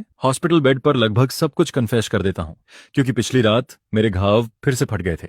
जिस पर मुझे फिर से ऑपरेटिंग रूम में ले जाया जाता है। पेई ल्यूसी चुपचाप खुद को ब्लेम करता रहता है और यहाँ तक कि शू शाओशुआंग, जो पहले गुस्सा होना चाहता था, वही उसे उल्टा समझाने लगता है। वो कहता है, रोना बंद करो, वो अब डेंजर से बाहर है। फिर हम थोड़ी देर रेस्ट करते हैं। लेकिन रात के 2 बजे तक भी मेरा ब्लीडिंग पूरी तरह बंद नहीं होता और जब मैं दोबारा जागता हूँ तब दोपहर हो चुकी होती है। जिस पर सबसे पहले मुझे जुआओ निंग का बढ़ा चढ़ा फिगर दिखाई देता है और फिर वो मेरा सिर अपनी बाहों में दबा देती है। उसकी वो पुरानी सॉफ्टनेस मुझे लगभग डुबो ही देती है। लेकिन एबॉट की वार्निंग याद करके मैं उसे धीरे से दूर कर देता हूँ, क्योंकि ये औरत इतनी टेम्पिंग थी कि मुझे पुरानी बातें याद आने लगती हैं। मैं उसके साथ बाकी 4 एक्स गर्लफ्रेंड्स को मिलाकर जितनी बार रूम नहीं लिया, उससे ज्यादा बार उसके साथ ले चुका हूँ। जिस पर मुझे 6 साल पहले की बात याद आती है, जब मैं 2nd ईयर में था। उस बारिश वाली रात में मैं अभी झांग युवेई को गली से छोड़कर वापस आया था और तभी मैंने जुआओ निंग को बचाया था, जो पूरी तरह खून से ढकी हुई थी। शुरुआत में मैंने बस उसे उठाया और एक छोटे से किराए के कमरे में रख दिया, जो मैं मुश्किल से अरेंज कर पाया था। उस समय मैं खुद भी दागों और खून से भरा हुआ था, लेकिन जैसे जैसे उसके घाव ठीक होने लगे, उसका चेहरा किसी और ही लेवल का दिखाई देने लगता है, जिसे देखकर मैं शॉक हो जाता हूँ और मुझे समझ आता है कि मैंने कैसी खतरनाक औरत को बचाया है। वो क्लाउड सिटी के सबसे बड़े गैंगस्टर ग्रुप की तीसरी लीडर थी। और फिर जुआओ निंग मुझे बताती है कि पावर की लड़ाई में वो हार गई थी,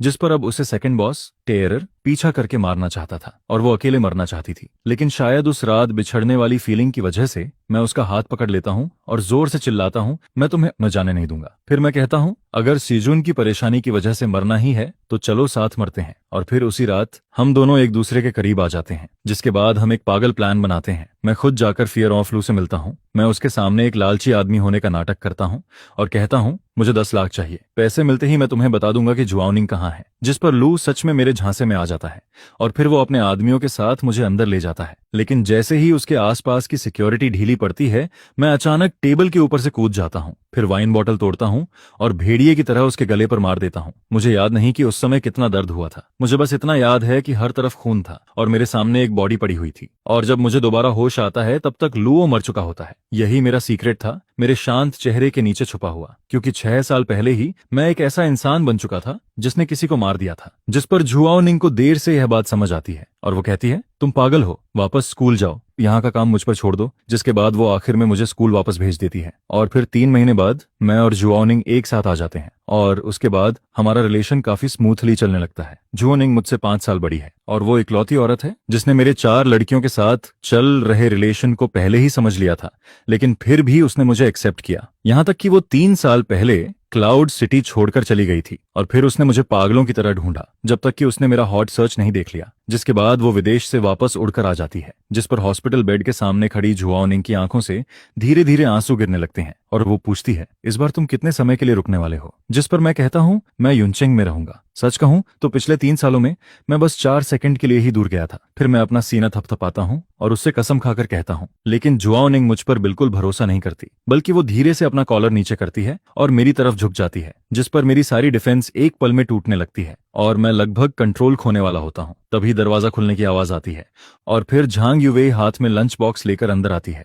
वो लाल चेहरे के साथ मुझे देख रही होती है, लेकिन अगले ही पल झांग युवेई का एक्सप्रेशन दोनों औरतों की डरावनी नजरों के बीच गायब हो जाता है, जिस पर कमरे के अंदर एक अजीब सी टक्कर शुरू हो जाती है। जुआओ निंग तुरंत झांग युवेई को पहचान लेती है, वही इंसान जिसने 3 साल पहले मुझे युनचेंग से भागने में मदद की थी। लेकिन हैरानी की बात यह होती है कि वो गुस्सा नहीं होती, बल्कि ताली बजाकर कहती है, झायोंग के हॉस्पिटल से निकलने के बाद क्यों ना हम तीनों साथ ट्रिप पर चलें? यह सुनकर झांग युवेई वहीं पर पूरी तरह स्टंट रह जाती है, क्योंकि उसने शायद कभी इस अंडरवर्ल्ड गॉडमदर की इतनी अजीब सोच इमेजिन नहीं की थी। और फिर वार्ड के अंदर की हवा जैसे पूरी तरह जम जाती है। खुद को बचाने के लिए मैं जल्दी जल्दी कहने लगता हूं कि मैं कोई औरत नहीं हूं, लेकिन मुझे बिल्कुल उम्मीद नहीं होती, क्योंकि झांग युवेई दांत भींचकर कहता है कि जब समय आएगा तब वो इस बारे में सोच लेगा। जिस पर उसकी इतनी हद तक टॉलरेंस देखकर मैं लगभग पूरी तरह उसकी सॉफ्टनेस में डूबने लगता हूं। और तभी जैसे कोई हीरो सही समय पर आता है, वैसे ही अचानक 2 लोग सामने आ जाते हैं। वो थे शु शाओशुआंग और पेई ल्यूसी की मां, जिनके आते ही वार्ड का माहौल एक पल में खराब हो जाता है, क्योंकि जुओ निंग अभी अभी हम तीनों के साथ घूमने का आइडिया दे चुकी थी। लेकिन ये दोनों इतने आसानी से मानने वाले नहीं थे, जिस पर शु शाओशुआंग गुस्से और शर्म से भर जाता है और कहता है, ऐसा मत सोचो कि तुम घायल हो तो जो चाहो वो कर सकते हो। मेरे सामने ये सब बिल्कुल नहीं चलेगा, ये पूरा का पूरा मेस है। और फिर पेई ल्यूसी तो और भी आगे बढ़ जाता है। वो सीधे मेरा हाथ पकड़ लेता है और उसका गुस्सा उसके चेहरे पर साफ दिखाई देता है। लेकिन उनकी इरिटेट रिएक्शन देखकर मुझे गुस्सा नहीं आता, बल्कि मैं वही बात दोबारा कह देता हूँ, क्योंकि बात का मतलब सच में वही था। मैंने उन्हें कहलाई इरादा नहीं किया था। जिस पर जुआओ निंग जानबूझकर अपना कॉलर थोड़ा नीचे कर देती है और फिर वो अपनी चेस्ट मेरी तरफ झुकाकर कहती है, जुयांग, तुम्हें कौन ज्यादा पसंद है, मैं या फिर सिस्टर शाओशुआंग? जिस पर इंस्टिंक्ट की वजह से मेरी नजर वहीं अटक जाती है और इसी बार मैं सच में पूरी तरह फंस जाता हूँ। जिस पर जुआओ निंग हंसने लगती है और कहती है, झाओ यांग, तुम सच में बिल्कुल भी सीधे इंसान नहीं हो। और फिर लड़कियों की चिल्लाने की आवाज के बीच मेरा घाव उम्मीद के मुताबिक फिर से खुल जाता है। इसके बाद हॉस्पिटल में बिताए गए 10 दिनों के दौरान झो वेन्याओ ऐसे गायब हो जाती है जैसे हवा में खो गई हो। पुलिस उसकी सारी प्रॉपर्टी फ्रीज कर देती है और उसके खिलाफ वारंट भी जारी हो जाता है। जिस पर जुआओनिंग और शु शाओशुआंग भी पूरे क्लाउड सिटी में उसे ढूंढते रहते हैं, लेकिन उन्हें उसका कोई पता नहीं चलता। फिर जिस दिन मुझे हॉस्पिटल से डिस्चार्ज किया जाता है उसी दिन जुआओनिंग का फोन आता है और वो हल्की सी हंसी के साथ मुझे बताती है कि झो वेनेओ मिल गई है और उसे पुलिस स्टेशन वापस ले जाया गया है। जिस पर मैं पूछता हूँ वो कहाँ मिली। तब पता चलता है कि भागते समय झो वेनेओ को उसकी एक फीमेल फैन पहचान लेती है। वो फैन बाहर से छोटी और मासूम दिखती थी लेकिन अंदर से बिल्कुल अलग थी। शुरुआत में उसने झो वेनेओ के साथ बहुत पॉलिटली बिहेव किया, लेकिन बाद में जब झो वेनेओ उसके साथ रहने लगी तब उस फैन ने उसे ड्रग्स दे दिए और आयरन चेन से बांध दिया। इसके बाद पूरे 8 दिनों तक झो वेनेओ, जो पहले सबकी नजरों में आइडल थी, अब एक कोने में बंद खिलौना बनकर रह जाती है। वो हर दिन सिर्फ डॉग बाउल में बचा हुआ खाना खाती है और फिर एक दिन दरवाजा दोबारा खुलता है जिस पर अंदर कई और फीमेल फैंस आ जाती हैं। उन सबकी आंखों में पागलपन भरा होता है। वो रोते हुए चिल्लाती हैं, मेरा भाई सिर्फ हमारा है, सिर्फ हमारा। और फिर वो झो वेनेओ के साथ बुरी तरह बिहेव करने लगती हैं, जिस पर झो वेनेओ का दिमाग आखिरकार पूरी तरह टूट जाता है। उसे पहली बार समझ आता है कि वो जिन फैंस को हमेशा कंट्रोल करती थी वही आज उसके लिए सबसे बड़ा डर बन चुके हैं। जिस पर वो हिस्टेरिकल होकर हंसने लगती है और चिल्लाकर कहती है, तुम सब इडियट्स हो। मैंने कभी सच में तुम लोगों की परवाह नहीं की। अगर तुम्हारे पास पैसे नहीं होते तो मैं कभी तुम्हारे साथ इतना बोरिंग ड्रामा नहीं करती। यह सुनते ही उन फीमेल फैंस की दुनिया पूरी तरह टूट जाती है और फिर वो गुस्से में पास रखा डॉग बाउल उठाकर उसके सिर पर मार देती हैं, जिसके बाद वो सब उसके ऊपर टूट पड़ती हैं। लगभग उसी समय पुलिस वहां पहुंच जाती है, लेकिन जब वो दरवाजा तोड़कर अंदर जाती है तो सामने का नजारा देखकर सब सन्न रह जाते हैं, क्योंकि वहां की फीमेल फैंस पूरी तरह पागल हो चुकी होती हैं और झो वेनेओ के साथ बुरी हालत कर रही होती हैं, जिस पर झो वेनेओ पूरी तरह मेंटली टूट चुकी होती है। और यहां तक कि वो फीमेल फैंस पुलिस के आने के बाद भी उन पर पागलों की तरह अटैक करने लगती हैं। फिर बाद में इन्वेस्टिगेशन के दौरान मुझसे पूछा जाता है कि क्या मैं झो वेनेओ से नफरत करता हूं, जिस पर मैं शांति से जवाब देता हूं, मैं उससे या उसके फैंस से नफरत नहीं करता। वो दोनों बस बहुत बीमार लोग हैं जिनकी सोच और वैल्यूज पूरी तरह खराब हो चुकी हैं। जिस पर मॉनिटर में दिखाई दे रही झो वेनेओ का चेहरा बिल्कुल खाली होता है और पुलिस कहती है कि उसकी मेंटल कंडीशन अब खराब हो चुकी है। लेकिन मैं जानता हूं अब वो अपनी पूरी जिंदगी इसी डर में जिएगी कि कोई पागल फैन फिर से उसके सामने आ जाएगा और यही उसके लिए सबसे बड़ी सजा है। इसके बाद उसी दिन जुओनिंग मुझे 3 साल पहले वाले पुराने शहर में वापस ले जाती है। हम दोनों सोचते हैं कि उस सानहे होटल में जाएंगे जहां हम पहली बार डेट पर गए थे, लेकिन जैसे ही हम वहां पहुंचते हैं अंदर से आवाज आने लगती है, जिस पर हमें पता चलता है कि कुछ लोकल गुंडे होटल की मालकिन से प्रोटेक्शन मनी मांग रहे हैं। यह देखकर जुआओनिंग हल्का सा हंसती है, क्योंकि यह सब उसके लिए बहुत फेमिलियर था। अंडरग्राउंड वर्ल्ड का यही तरीका था। मैं कुछ बोल पाता उससे पहले ही जुआओनिंग मुस्कुराते हुए आगे बढ़ जाती है और फिर कहती है, आजकल के यंग लोग सफाई के रूल्स तक भूल गए हैं। जिस पर सामने खड़ा गुंडा उसे डांटने ही वाला होता है, लेकिन जैसे ही वो जुआओनिंग का चेहरा देखता है उसके हाथ से स्टील पाइप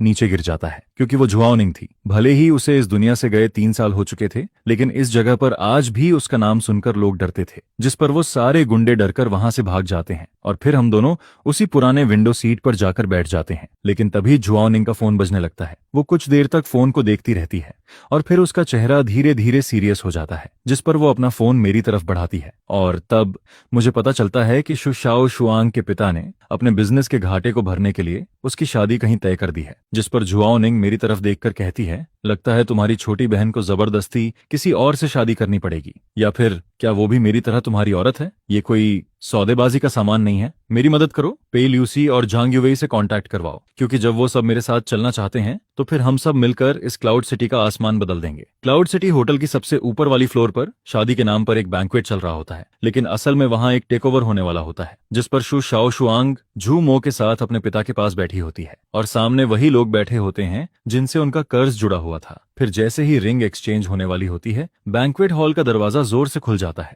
जिस पर मैं 3 साल की दूरी और 20 दिनों की तैयारी के बाद बिल्कुल शांत चेहरे के साथ अंदर चला आता हूँ।